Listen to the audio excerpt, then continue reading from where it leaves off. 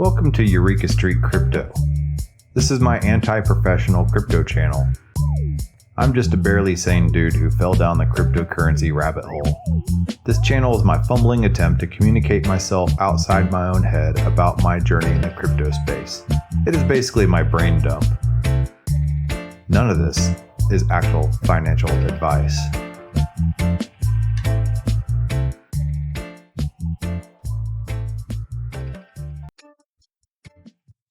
Good morning, everybody. I'm Eureka John, and you're at Eureka Street Crypto, broadcasting from Leander, Texas. It is 5:49 in the morning, and it's April 29th, 2022, almost about to roll on into May, and this is episode number 453. So, I've got a lot of different episodes under my belt, and it is building and building every single day. I started doing this October 24th, 2020, and I did it consecutively every single day for over a year. And then now I have just so much other projects that I've jumped in and gotten involved in just from me putting out this message in the bottle in the crypto space. Because when I first started doing this, I did not know anybody else in the crypto space. It was just me watching some YouTubers and following Twitter, and then trying to learn about it. And I saw the YouTubers and I was like, you know what? I can do that too. I want to get to know some other crypto people. And what better way than to just start putting out your own content and then having people DM you, comment on it. And then just, I've found that nobody really is terribly mean. I mean, every once in a while you might get the occasional like troll or whatever, but nobody really has bad intentions. That people have questions, people have say, hey man, here's a really good article, you should check this out. And so I appreciate how helpful everybody's been. There's IDEX intern, there's crypto foo, there's guess who, there's N big government, there's proof of beans, there's new world order, there's just a bunch of people that have jumped in crypto chemistry, that have jumped in and just like helped out and like given me motivation. And so I appreciate all you guys and anybody else. The Brain Challenge recently has been commenting and stuff and offering encouragement. The Ulysses, there's a lot of people out there that have really just left comments, given thumbs up, and DM'd encouragement and suggestions, things that I should look at and stuff like that. So anyway, today I have kind of a pretty hefty topic. I want to talk about green Bitcoin. I did talk a little bit about it earlier or last week. I've been exploring the concept because I have an application open with a cryptocurrency mining hosting company, and I'm doing a ton of research on the company and on Bitcoin and on mining and everything like that. And I've been pretty Ethereum heavy, involved in DAOs, involved in bankless DAO. I do try to cover tons of different projects. Proof of work, proof of stake. I recently covered Tokel, which is based on a proof of work blockchain, and it uses Bitcoin and for its security, and UTXO style proof of work blockchain. And they have an entire NFT application. And Tokel is an NFT application blockchain. It's used to support it. So anyway, my point is I'm all over the place, studying different types of crypto projects and seeing what's out there. I'm trying not to be biased, and say that one thing is not good where something else is good. Everything has their own attributes. Yes, there are plenty of just total scams out there.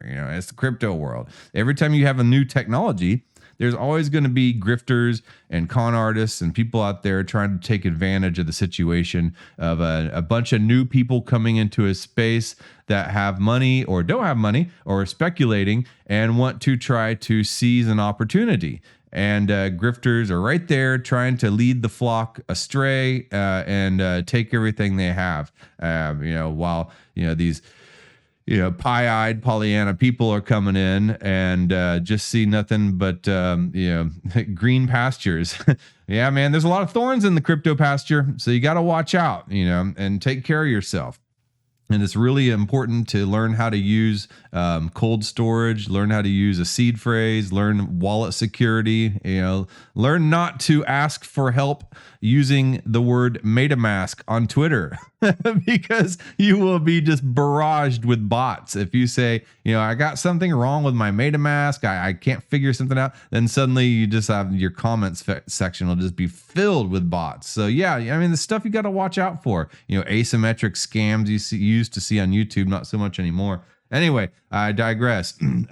So let's go over here to this other screen, and I'm not really going to look at the CoinGecko today. You guys know where CoinGecko is. I suck at analysis anyway, and it's not like I know why any of these prices are doing any of this stuff. But Bitcoin's pretty low right now, and I would say if you're dollar cost averaging, then it might be the time to double up. I don't know, but that's just me, and I do dollar cost average as much as I'm physically able to. But anyway, yeah, so Bitcoin's at $38,834.03. Okay. One thing that I said I wanted to cover is I've been, like I said, been doing a bunch of research and on this company called Compass Mining, and they have this podcast and it's on Spotify and everything like that. And Apple and all those podcast platforms, and I've been listening to them on the way to work and trying to learn as much as I can about Bitcoin mining, and it's really actually very fascinating because coming from bankless DAO and like a more Ethereum focused type of point of view, there are a lot of people in there who are into regenerative finance, things like Klima DAO and stuff like that are very climate change focused and green focused, and that's fine. I totally get it, and but they hate Bitcoin, and there are even people out there. There's so much FUD, which is fear, uncertainty, and doubt, going around about how Bitcoin and even NFTs are just destroying the environment and using so much energy, and it's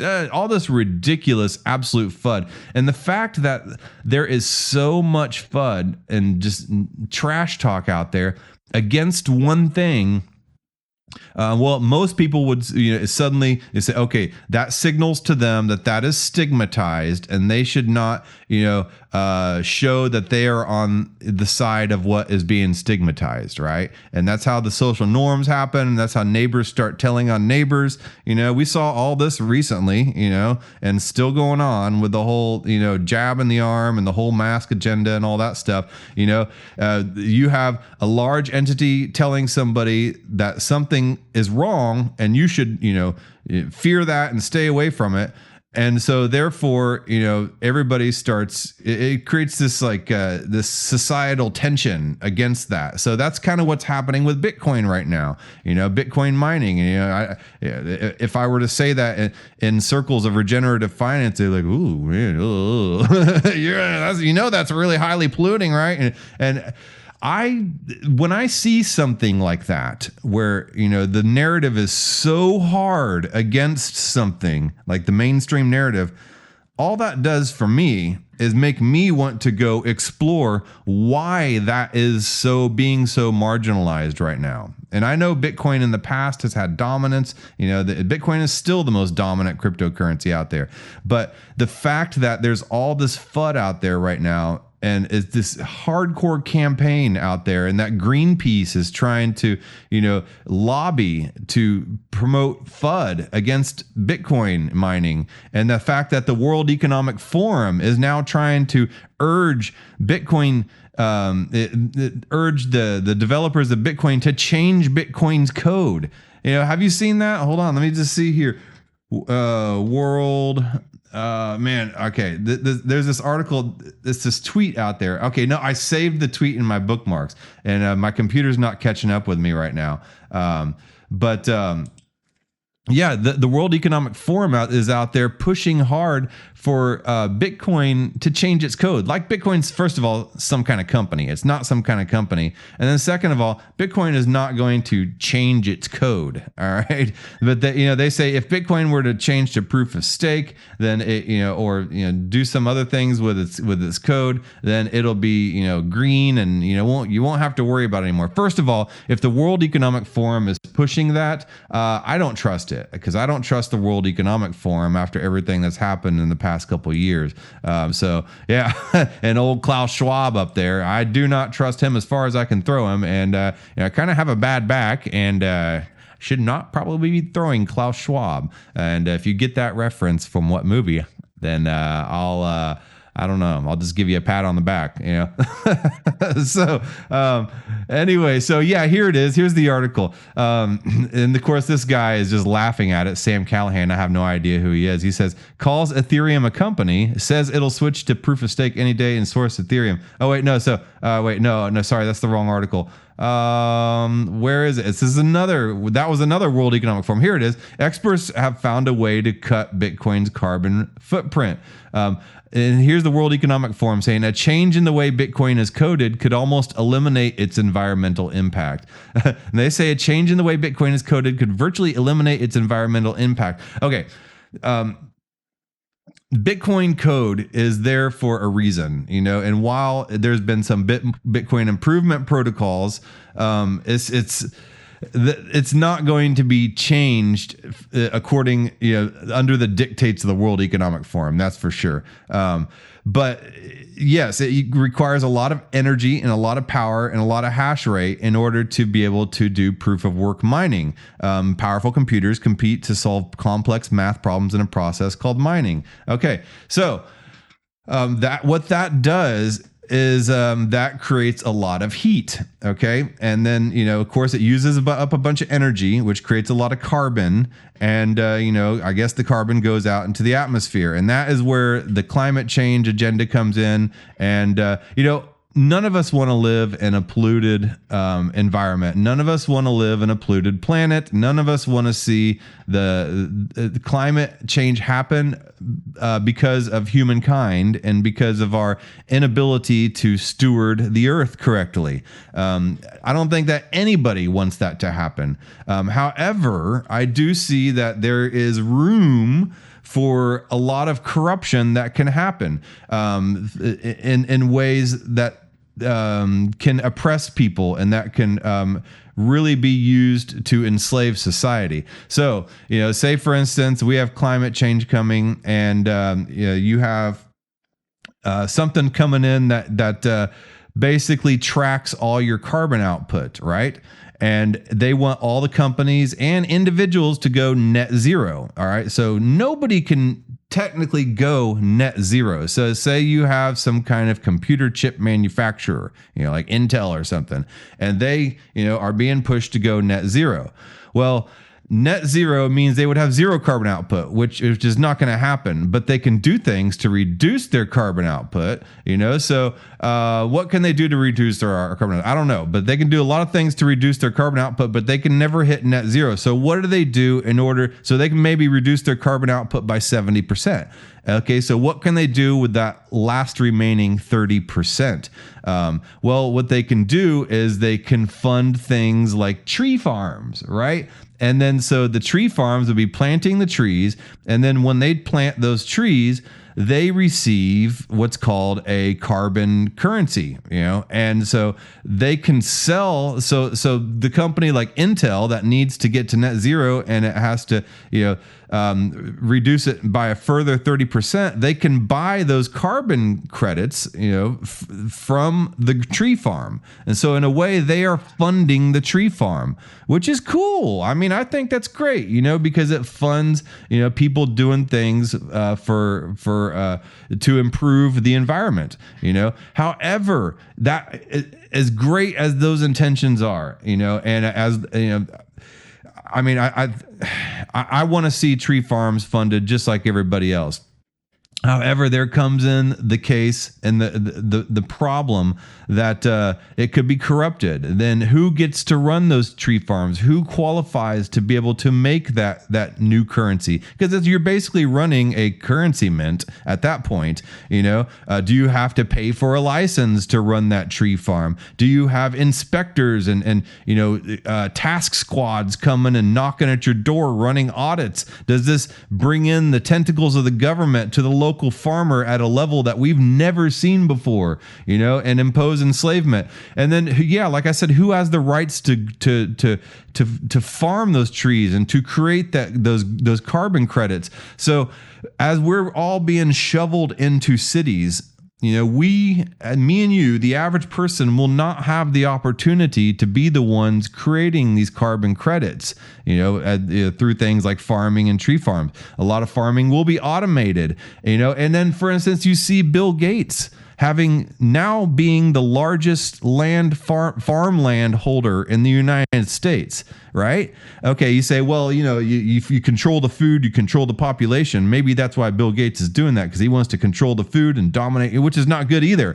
But at the same time, he would also be the one in control of the future money printers. He would be the one in control of the carbon credits, while we're all locked in cities, with big government sitting here looking at all of our daily actions, telling us to hold in a fart because it might destroy the environment, and then we'll be taxed on how many times we fart per day, so like that's the problem I have with this whole climate change agenda. I don't doubt that there's a lot of man-made issues that are happening. However, the actions, it's textbook communism. Just like every single attempt that has been made at communism, is the actual implementation of the beautiful ideology is the problem. And that's where I see issues coming in, like I just demonstrated.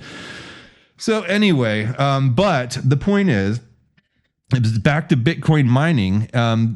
All this narrative is going against Bitcoin mining because they do not want an independent money, because what Bitcoin represents is personal autonomy, financial freedom, financial autonomy, a way outside of this financial carbon credit tax slave system, this social credit system.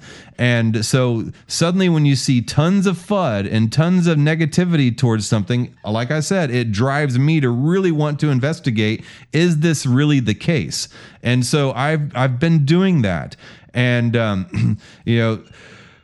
I have found that the credit card system uses a hell of a lot more energy than Bitcoin mining. Washing machines, Christmas lights use a hell of a lot more energy than Bitcoin mining at this point. I mean, the military complex, the amount of bombs that that are being dropped right now uses a hell of a lot more energy than Bitcoin. The prison system uses a hell of a lot more energy than Bitcoin. So Bitcoin is not the biggest problem we have right now, if it could even be a problem. And Bitcoin essentially empowers people. So you're using, instead of just wasting energy and destroying people's lives, with a oppressive systemically oppressive credit system, just Equifax alone probably uses more energy than Bitcoin, and then not to mention TransUnion and Experian, the three big credit rating agencies that make absolutely zero sense. Like, if you start to pay off your credit cards, then your credit score will drop by 30 points, so yeah, it's ridiculous. So anyway, rant aside, let's go over here and let's look at some of these green Bitcoin mining solutions, because yes, Bitcoin mining is dirty when it's done from coal power plants, and it's hot and it's loud, and it does pull a lot of energy, and I've been studying this, and one Bitcoin miner will heat up a room to about 175 degrees, and you can't even use just a regular plug outlet to plug it in. You have to use the big old washer dryer plug in. Was it 220 volts or something? I don't know, in order to just power one ASIC. So it's very power intensive in that way. So there's been a lot of there's a lot of large scale Bitcoin mining operations. A lot of them run off of coal power, and the people have been exploring ways to make this more green. And, I've looked at things like Great American Mining in the past, and Great American Mining is basically they use stranded natural gas. And I don't know if you know this, I've come from my background from the energy background. That's another thing that really drives my interest in all this is my background in energy, flow measurement instrumentation being sold to oil refineries and petrochemical plants and stuff like that. But this, for instance, you have natural gas drilling, right? And a lot of times there's stranded natural gas. It's natural gas that can't be used. And so what they do is they burn it off. Well, when I was in high school and I grew up in Kingwood, which is a suburb outside of Houston, and we would, in 17 years old, walking across this railroad bridge in the middle of the night. And we went to this spot where we would go to party, and we would go out there with our 40 ounces of beer. We'd bring gasoline with us. And after we finished drinking the beer, we'd fill it with gas and cap it. And then have a fire, and we would throw the gas into the fire and then boom, it'd blow up everywhere. Well, out there they had this, because it's Humble, there's Houston, Texas, a lot of natural gas and oil and everything like that. Well, they had a flare out there in the woods, in the middle of the woods, and it was just burning day in, day out, every single day my entire junior year of high school. And, there's this big pit around it, and it was just sticking out of the ground with this huge, I guess maybe 8-foot deep pit all around it to provide clearance, making sure nothing else was burning. But they didn't know that high schoolers in the middle of the night were going out there and hanging out, bringing stereos, just partying out by this huge, just like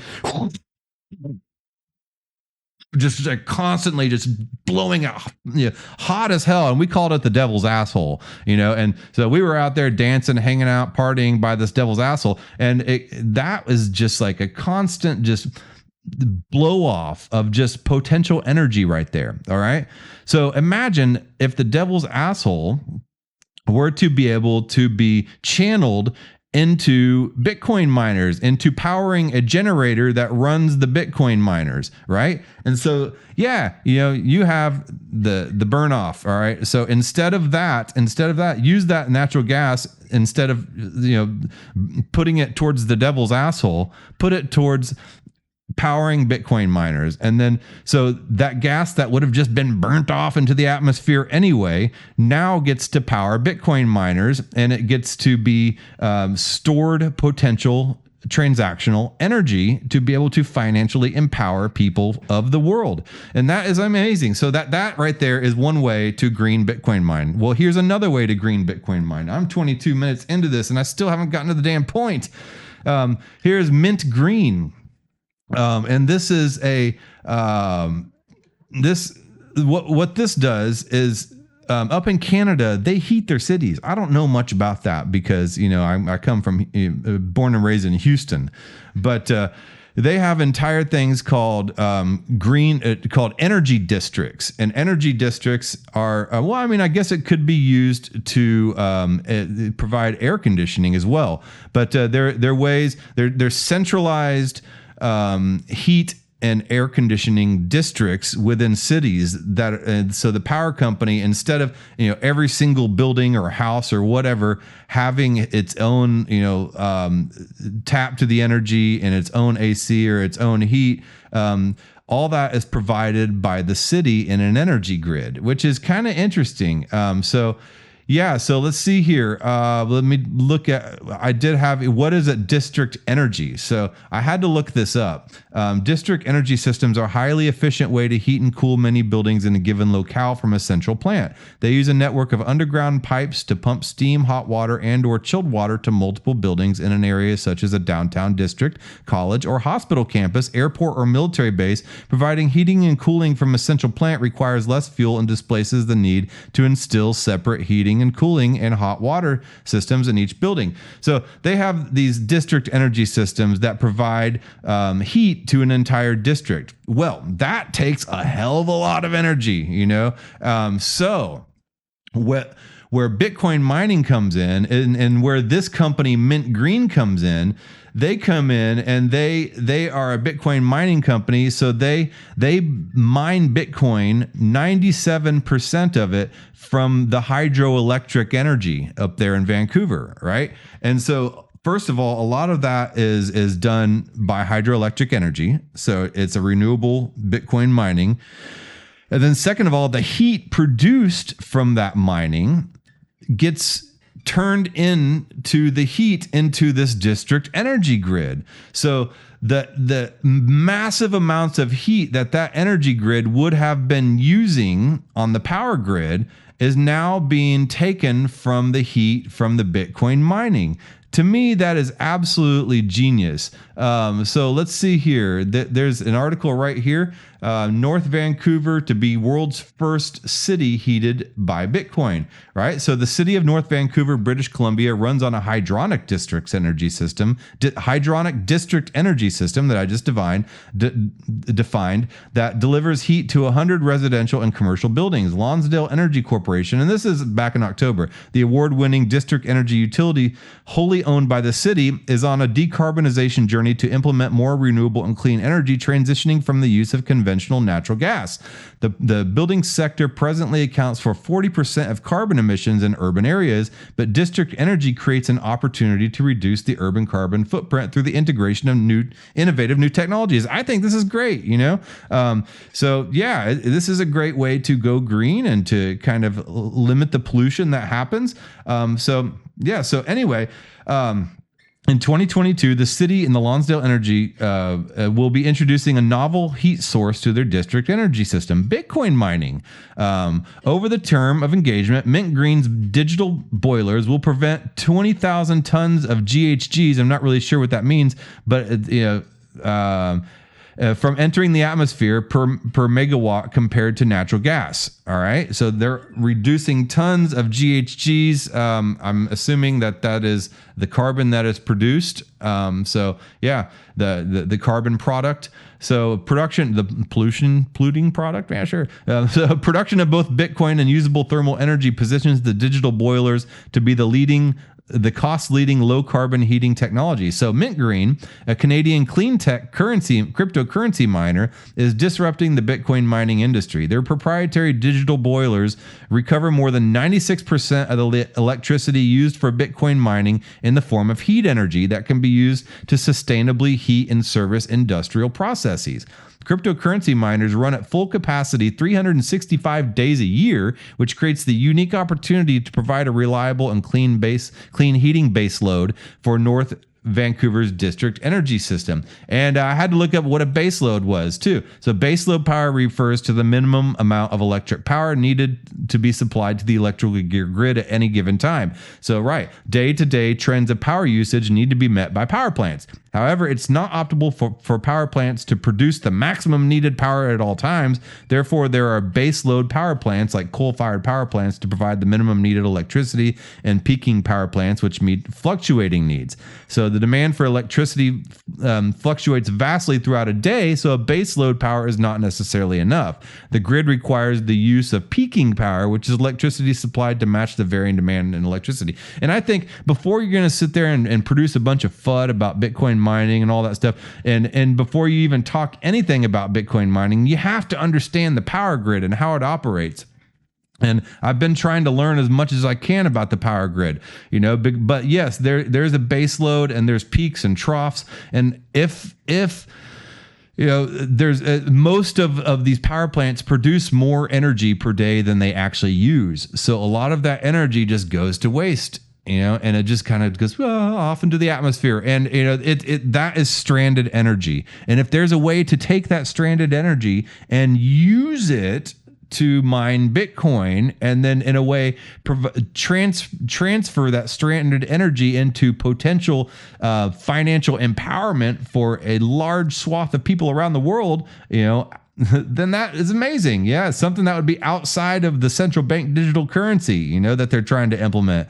Something that would be outside of the whole carbon credit system, empowering people. So yeah, yeah. So anyway, back to this article.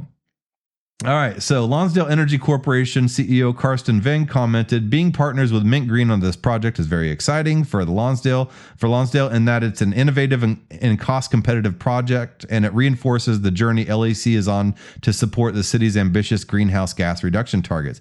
Anyway, so district energy as a whole is trending towards clean energy. When we define district energy, the 2015 District Energy in Cities by the UN Environmental Program cites district energy systems are emerging as a best practice approach for providing a local, affordable, and low carbon energy supply.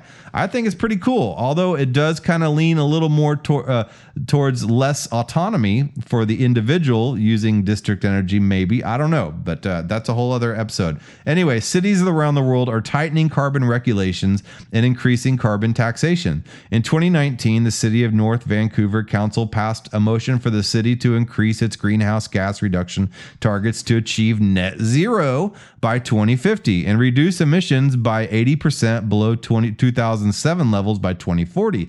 Those are huge ambitions. And there's that net zero term again. In no way, shape, or form are they going to get to zero carbon emissions. That's just impossible. It's not going to happen. We are living human beings. We use and we produce carbon by our activities. But like I said, that net zero is, say you can reduce your carbon emitting activity, by 50%, and then you buy the carbon credits, from a green activity producer that is producing these carbon credits. You buy it from them, and then therefore you are at net zero because it balances out. Your carbon books balance out. So anyway, further, Canada has proposed $170 per ton carbon tax coming into effect in 2029, and that will drive up the recurring cost of conventional natural gas. And we're going to see this. A lot of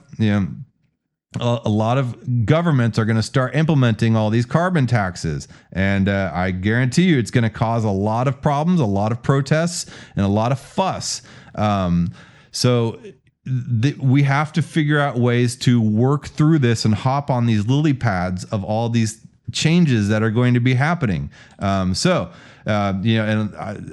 a lot of crypto projects popping up, KlimaDAO, Refi project, and all this stuff that are trying to approach this topic through the use of cryptocurrency ecosystems. Okay. And that if they can work outside of the central bank digital currency, that would be great, but I don't know. Like I said, there's always this weird little space for, the governments of the world and the malactors to come in and screw it up for everybody. So anyway, the complex issue of climate change requires innovative solutions, and Lonsdale Energy Corporation with the City of North Vancouver is showing tremendous leadership in environmental stewardship, said Mint Green CEO Colin Sullivan. So over 97% of BC's hydro energy mix is hydroelectric. So using that energy twice both eliminates waste and makes this project one of the greenest in the space. So yeah, the Bitcoin mining, Vancouver, BC, North Vancouver, BC's energy mix,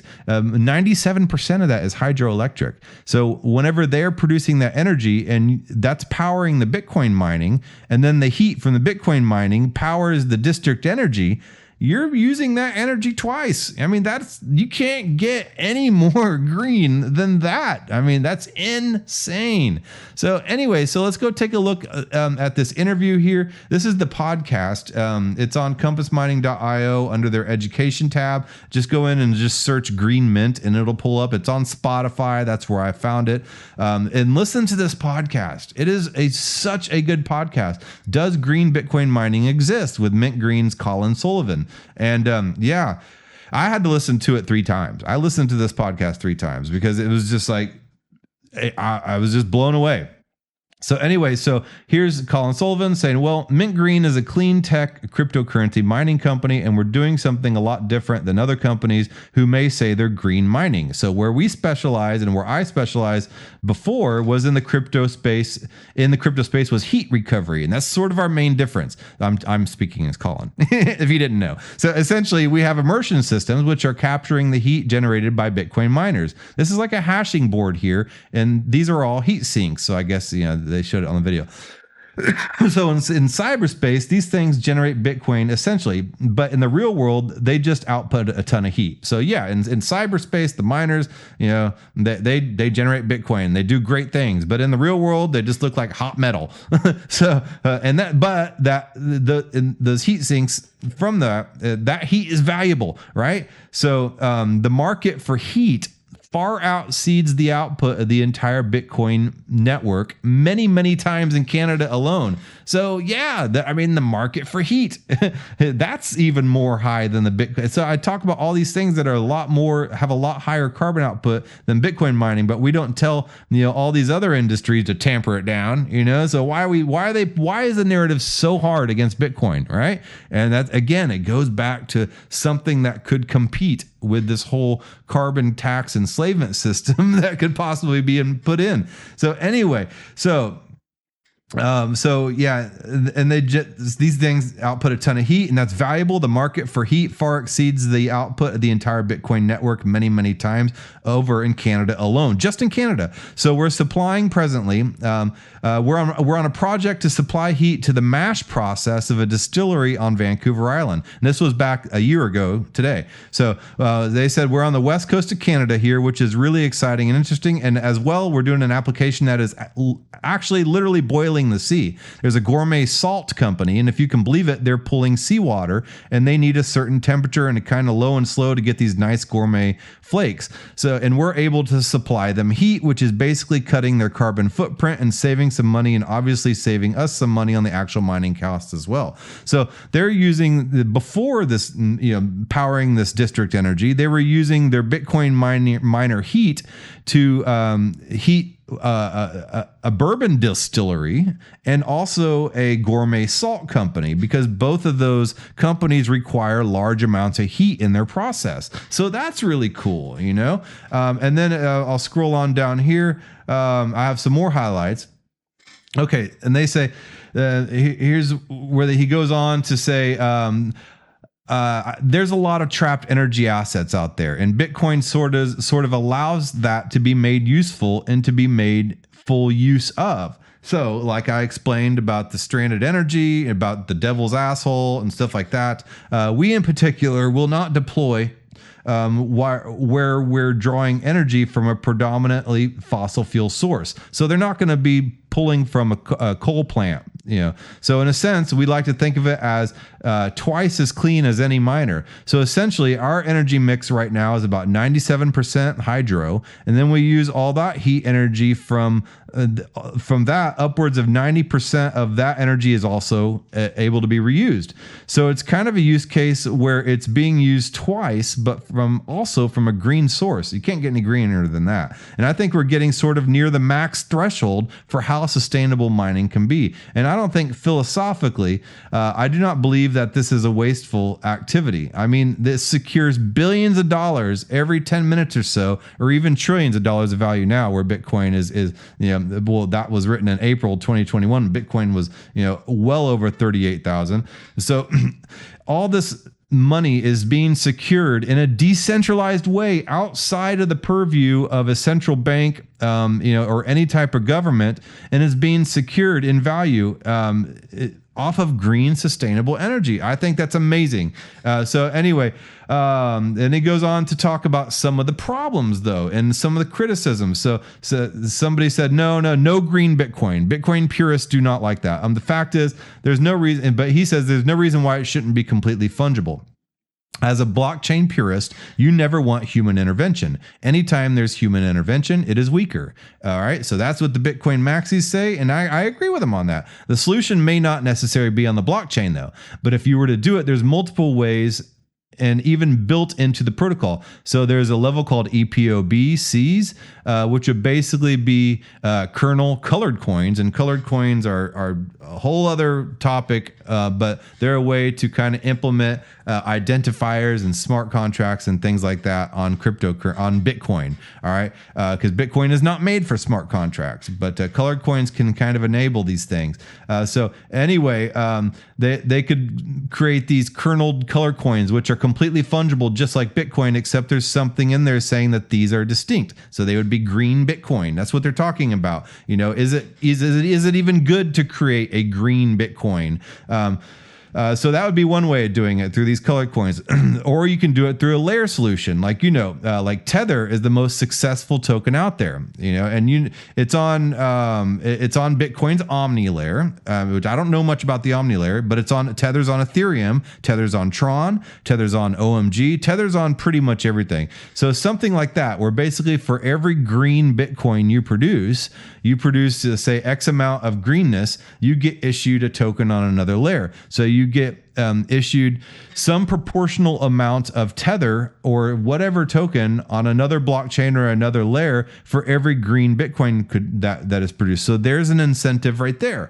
And then so let's say if you wanted to be an investment firm and say for every Bitcoin we need to have at least as many tokens or half as many of these green tokens to sort of pay for our carbon credits of this. So that would be another way of doing it. And he says, I feel like there's no place for it. And you could even have a wallet that sort of interpolates these. And they go, well, the wallet could say, well, this portion is green and this portion's not. And then you would have a regular wallet that would not recognize the difference, and that's fine. And they would be interoperable. So he says, so I feel like there's a lot of investment money out there that would like to sort of meet these ESG sort of requirements and be sort of triple bottom line in their investment. And it's difficult for a layman to argue that that's the case with Bitcoin. And I think if you could definitively say where it came from, the Bitcoin that is, I think that would be massively in demand. And I think not only there will be very much a case of all boats rising with the tide there. And it would just open up lots and lots of money investing directly in Bitcoin. And so one more thing, the transaction fees would also go back and clean older Bitcoins. And he says I would see it. So transaction fees come into the block, and now essentially older coins are mined in a different way, or now mined in a clean way. And you can sort of rinse the entire blockchain over time to be 100% green.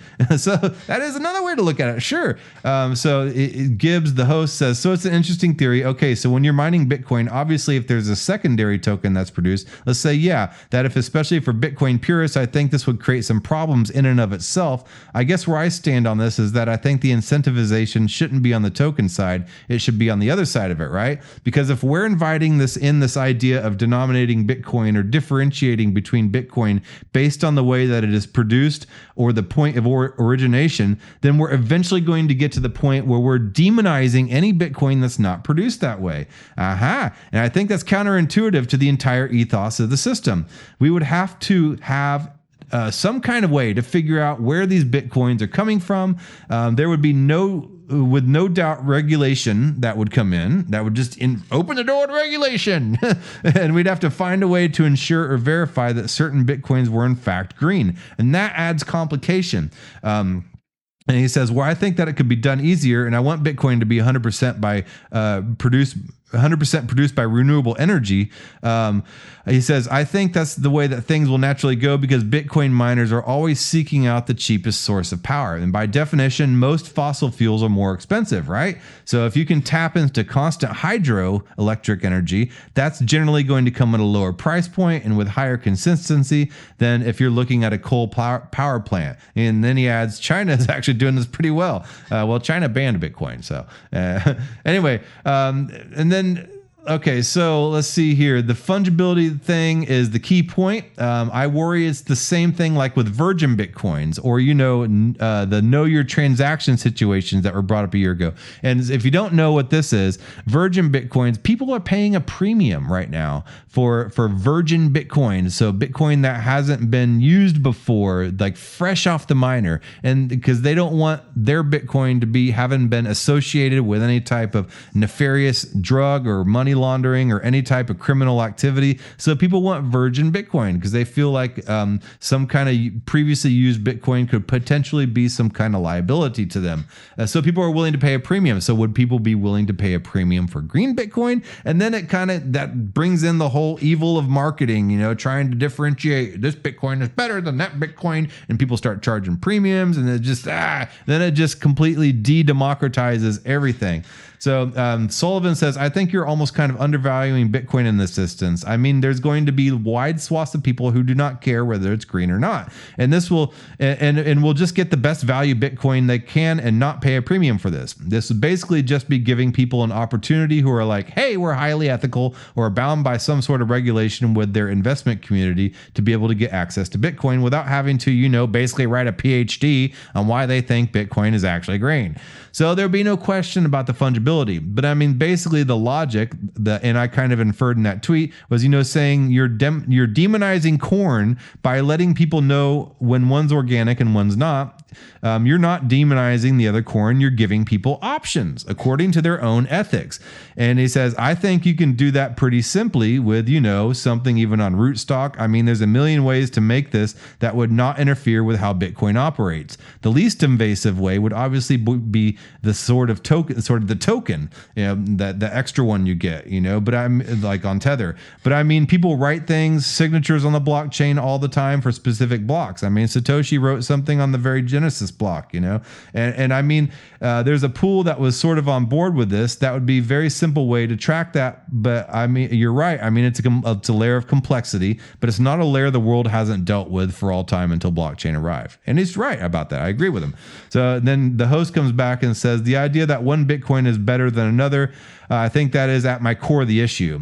Just saying that one is better than the other when in reality they're not meant to be a financial vehicle for like certain people to. All this is a different way to productize it, right? The grammar's kind of messed up, but yeah. So they're productizing Bitcoin, which is again that's kind of an issue with me. And then he says, I understand the idea of wanting to make more money off of virtue signaling of this. So yeah, they're basically, is this a virtue signal to make a green Bitcoin? Is that all it is? It's like a bumper. It's a coexist bumper sticker. It's the Ukraine flag bumper sticker, so, but in reality, he says that's all I think it is this virtue signaling. It's just a way for people to try to drum up more profit for their companies. And he says it's a kind of a fiat mindset. And I like that fiat mindset. And then Sullivan comes back, the head of Green Mint. He says, it's interesting that you say that it's a fiat mindset because I don't disagree with you.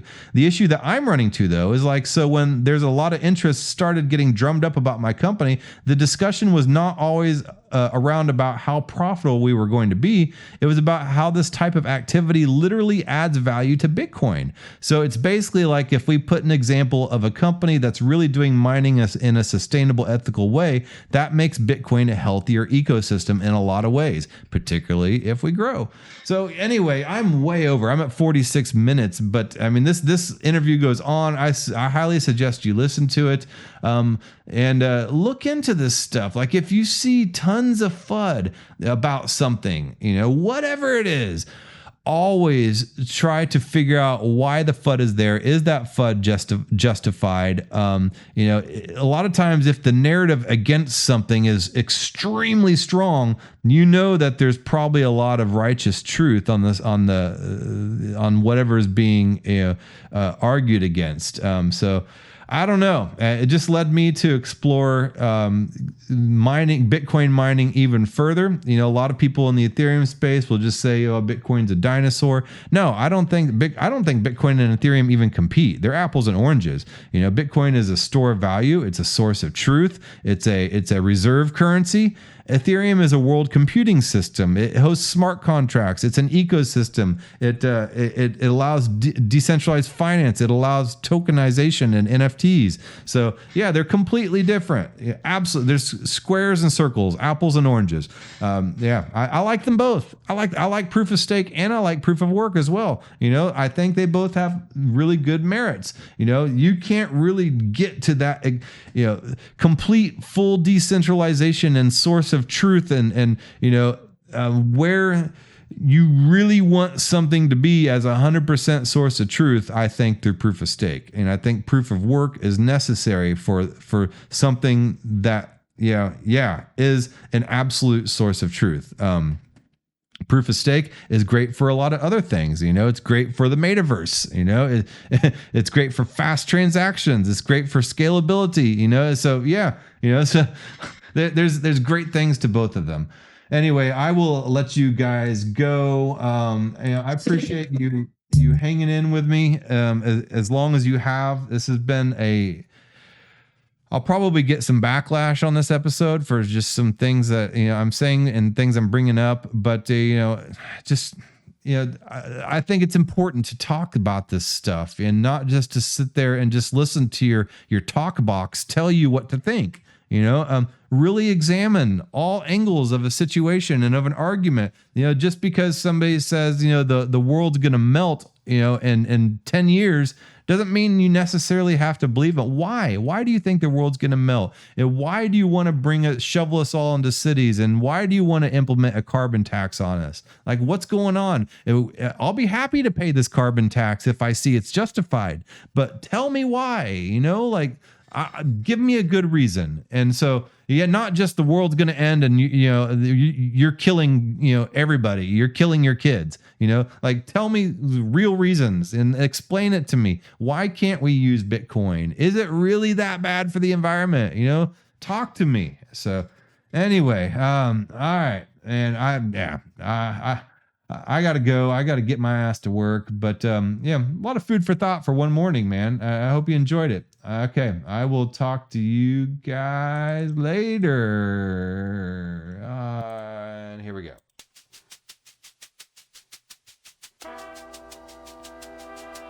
Thank you for making it to the end of this program. If you actually like this content, give a thumbs up. And if you want to hear more, just hit the subscribe button. I'm available on YouTube, Odyssey, and BitChute, and on all the major podcasting platforms in audio version.